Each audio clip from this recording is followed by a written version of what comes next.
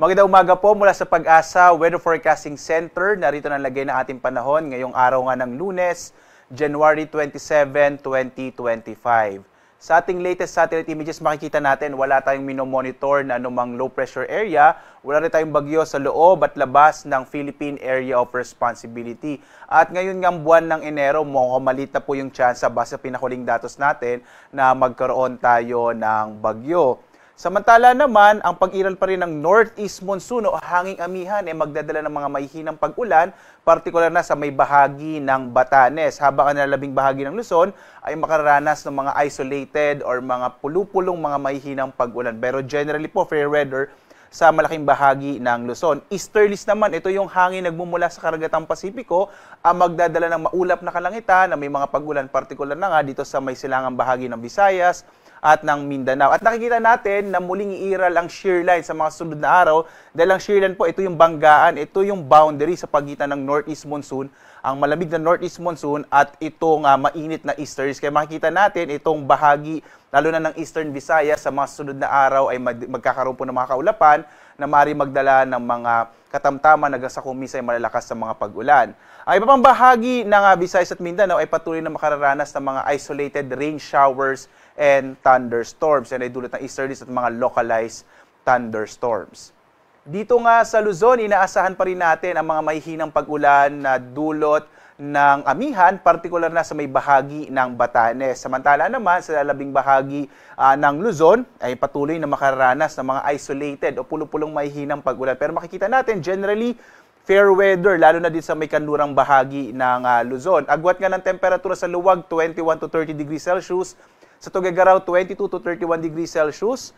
14 to 24 degrees Celsius sa Masabagit. Inaasa natin na patuloy na maaaring bumaba ang temperatura sa may bahagi ng Cordillera. Ito yung area ng Baguio. Sa Metro Manila naman, 23 to 32 degrees Celsius. Sa Tagaytay, 21 to 30 degrees Celsius. Habang sa Legazpi, 23 to 30 degrees Celsius. Sa may bahagi naman ng Palawan, Visayas at Mindanao, is naasahan pa nito ng mga localized thunderstorms sa may area ng Palawan, mga isolated rain showers and thunderstorms. Agwat ang temperatura naman sa Calayan Islands, 25 to 32 degrees Celsius.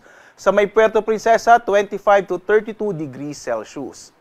Malaki naman yung tsansa na magiging maulan sa may bahagi ng Eastern Visayas. Ito ay dulot ng easterlies at eventually ay magkakaroon tayo ng shear line. Iiral ang shear line na magdadala ng mga pag-ulan sa may bahagi ng Eastern Visayas hanggang Central Visayas sa mga susunod na araw. Samantala naman, mga isolated rain showers and thunderstorms mararanasan dito sa may Negros Island region, sa may area ng Western Visayas at Central Visayas. Agwat ang temperatura sa Iloilo, 26 to 32 degrees Celsius. Sa Tacloban, 25 to 31 degrees Celsius. Habang sa Cebu, 26 to 31 degrees Celsius. Samantala, dulot din ng easterlies ay inaasahan din natin ang malaking tsansa ng mga pag-ulan sa may area ng Caraga, partikular na sa Dinagat Island, Surigao del Norte at Surigao del Sur. Malaki rin yung tsansa ng maulang panahon, partikular na sa may lalawigan naman ng Davao Oriental.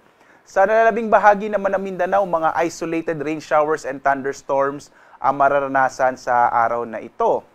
Agwat ang temperatura sa Zamboanga, 24 to 33 degrees Celsius. Sa Cagayan de Oro, 24 to 31 degrees Celsius. Habang sa Davao, 24 to 33 degrees Celsius.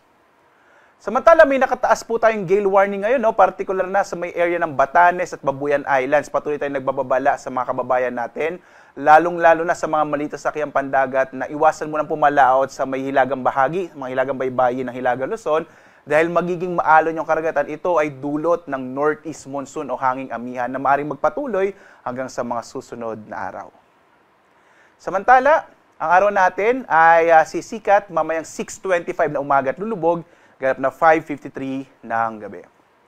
At sundan pa rin po tayo sa ating iba't ibang mga social media platforms sa X, Facebook, YouTube at sa ating website pag-asa.doc.gov.ph para sa iba't ibang mga impormasyon na may kinalaman sa ating klima at panahon.